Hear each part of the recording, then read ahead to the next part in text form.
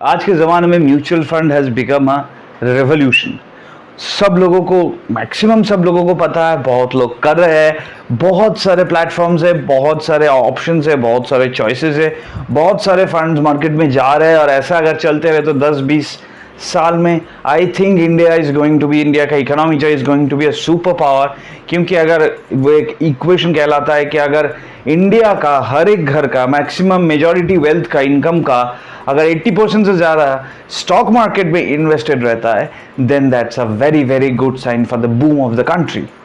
But बहुत लोग तो म्यूचुअल फंड कर रहे हैं, लेकिन कितने लोगों को एक्चुअल म्यूचुअल फंड में पता है कि म्यूचुअल फंड होता क्या है, the basics of mutual fund, the fundamentals. तो आज इस वीडियो में थोड़ा सा डिटेल में उसके बारे में बताऊंगा। तो अगर म्यूचुअल फंड के बारे में आपको जानना है तो म्यूचुअल फंड होता क्या है, मैं यहाँ पे एक लाइन में बता देता हूँ। Mutual funds are almost similar to school bags. ऐसा क्यों?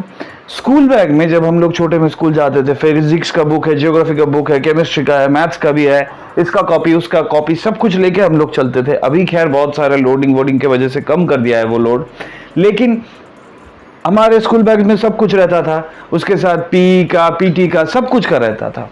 तो ये जो एक बैग है, इसमें सब टाइप का बुक्स है। ये जो एक चीज़ है, यहाँ पे सब टाइप का शेयर्स है। सब टाइप मतलब बहुत सारे कंपनीज का। अब किसी का शेयर 2% हो सकता है, किसी का शेयर 5% हो सकता है, किसी का शेयर 10% हो सकता है, किसी का शेयर 0.2% भी हो सकता है, depending on the mutual fund and the company. अब अगर म्यूचुअल फंड एडवाइजर जो होता है वो अगर एक कंपनी ए का शेयर 2% रखा, कंपनी डी का शेयर 0.2% रखा, ऐसा मतलब, इसका मतलब ये नहीं ये कंपनी खराब है, ये कंपनी अच्छा है, ऐसा कुछ नहीं है, वो उसका चॉइस है। लेकिन जो म्यूचुअल फंड होता है, इसका क्यूमुलेटिव सम विल बी 100%। तो बहुत सारे कंपनी का अराउंड 200-300, कुछ कुछ जगह में 150, 250, बहुत सारे कंपनी का shares according to the percentage अगर रख के मैं एक बास्केट क्रिएट करता हूं तो उसको मैं बोलूंगा म्यूचुअल फंड। और ये म्यूचुअल फंड का एनएवी एवरेज में कैलकुलेट होता है सबका। एनएवी का क्या मतलब है? Net asset value. मतलब एकदम प्लेन लैंग्वेज में अगर बताओ, नेट एसेट वैल्यू का मतलब क्या होगा? ये पेन दुकान में, आपके शहर में दुकान में 20 रुपए में मिलता होगा, मेरे शहर में 22 रुपए में मिलता होगा।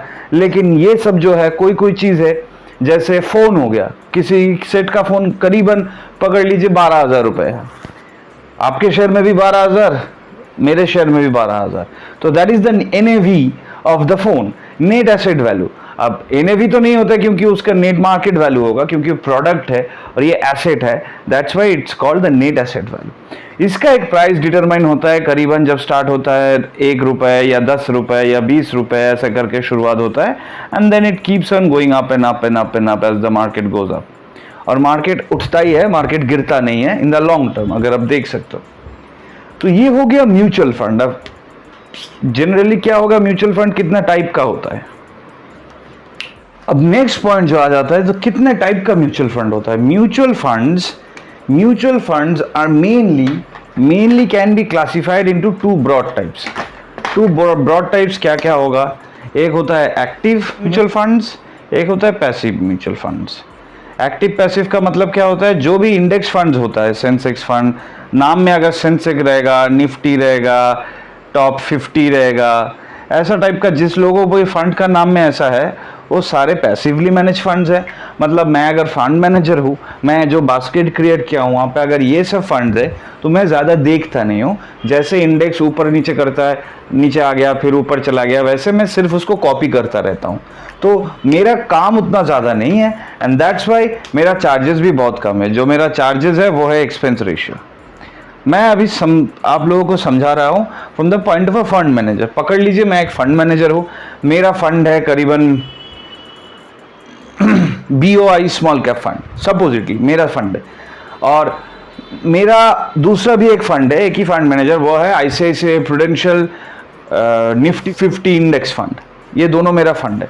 तो जो इंडेक्स फंड होगा वहाँ पे अगर आप इन्वेस्ट करोगे 500 रुपये, तो मेरा एक्सपेंस रेशियो जो मेरा चार्ज है वो आ जाएगा करीबन 0.1% से 0.15%। इतना कम है, क्योंकि मैं सिर्फ इसको मैच करवा रहा हूं और कुछ नहीं कर रहा हूं।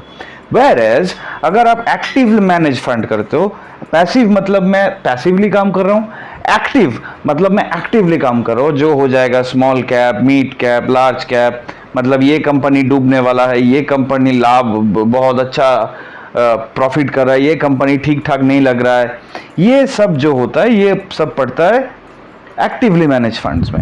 और अगर एक्टिवली मैनेज ऑफ करते हो, जैसे BOI स्मॉल कैप मेरा फंड है, वहाँ पे मेरा चार्ज है, मतलब जो मेरा एक्सपेंस रेशियो वो करीबन 0.6 से करीबन 1.2% तक भी हो जाता है ऑफ द चार्ज, क्योंकि मैं बहुत ज़्यादा काम कर रहा हूँ तो मेरा चार्जेस भी बहुत ज़्यादा बनता है। अब ये चार्जेस कब लगता है? जब आप करते हो नहीं, जब आप पैसा देते हो, जैसे आप 5,000 रुपये दे रहे हो हर मंथ सपोजिटली, और आपका इन्वेस्ट हो रहा है 4999.98 ऐसा करके कुछ होगा।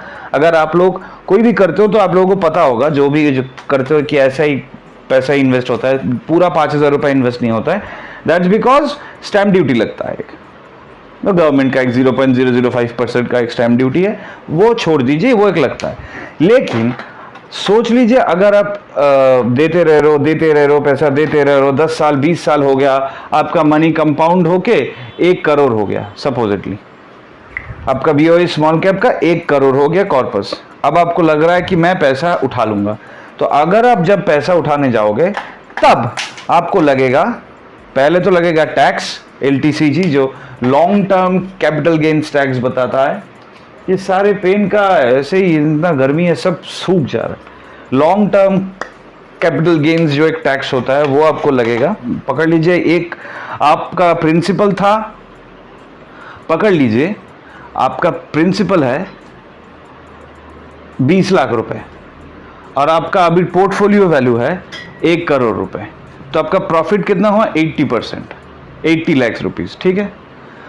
अगर आप 30% ब्रैकेट में तभी पढ़ोगे तो 80 लाख का जो 30% है आपके इनकम के साइड में, मतलब इसका 10% जो होता है, सॉरी मैं 30% नहीं बताऊंगा, ये अभी तक इंडेक्सेशन बेनिफिट्स है इक्विटी म्यूचुअल फंड में, वो मैं बाद में बताऊंगा वो क्या होता है।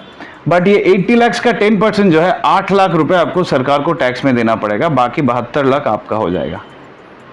बाकी 72 लाख मतलब 1 करोड़ से 8 लाख माइनस जो होता है 92 लाख आपका है, ये आपका हो जाएगा। लेकिन ये भी पूरा आपका नहीं होगा, क्योंकि इसमें आएगा मेरा चार्ज, 92 लाख में से आएगा 0.6 to 1.2%। अगर मैं 1% ही पकड़ के चलूँ तो मेरा होगा 92 लाख का 1% करीबन 92,000 may charge for managing your portfolio. बाकी जो रिमेनिंग है वो आपको अकाउंट में क्रेडिट हो जाएगा।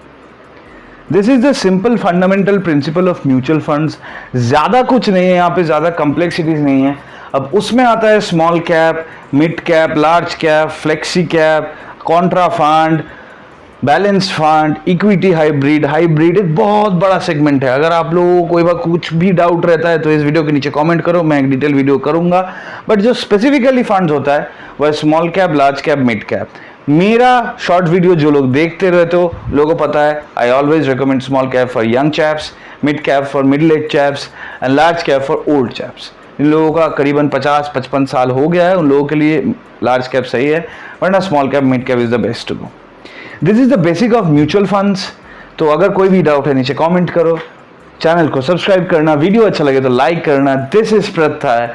I am trying to guide you as much as possible regarding the fundamentals of financial world of this country, जहाँ पे एक ही मकसद है, एक साथ काम करेंगे, नॉलेज बढ़वाएंगे, बहुत कुछ सीखेंगे, and in the years to come 5 से 10 साल के अंदर will be financially free with 1 या 2 या 5 crore corpus in our hands. That's our motive. See you in the next video, guys. Until then, this is Pratha signing out. Keep watching Finance and Future.